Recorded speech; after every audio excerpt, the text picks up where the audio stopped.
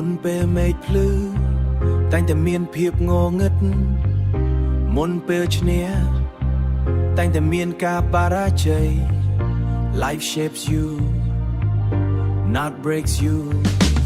ជីវិតខ្ញុំ level up មួយជំហានពីកម្រិតសូន្យ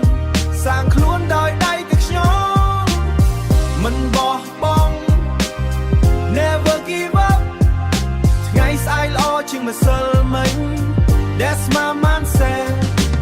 ខ្ញុំធំឡើងក្នុងភាពខ្វះខាតមិនមានអ្វីស្រួលស្រាប់ដំបូលរហែក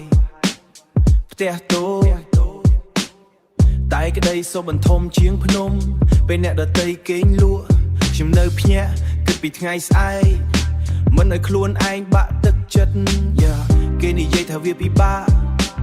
ខ្ញុំឆ្លើយថាវាជាដំណើរជីវិតបរាជ័យមិនមែនចុងក្រោយវាគ្រាន់តែជាបទពិសោធន៍ Slow progress Still progress ខ្ញុំប្រកួតជាខ្លួនឯងមិនមែនជាមួយអ្នកណាជីវិតខ្ញុំ level up មួយជំហានពីចំណុចសូន្យសាងខ្លួនដោយដៃទទេ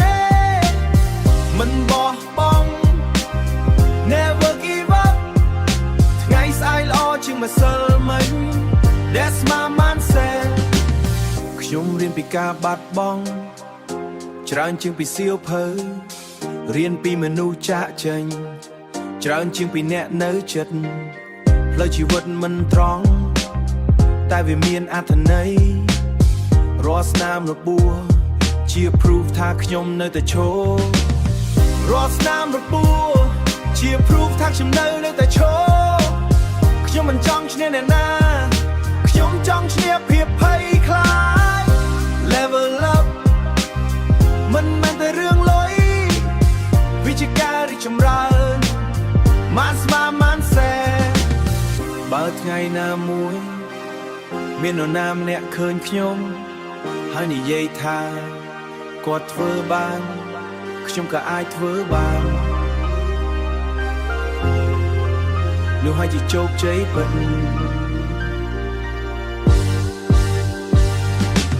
ជីវិតខ្ញុំ level up មួយជំហានពីចំណុចសូន្យថ្ងៃស្អែកល្អជាងម្សិលមិញ Level up ជីវិតមិនមែនអំពីល្បឿនវាអំពីការមិនឈប់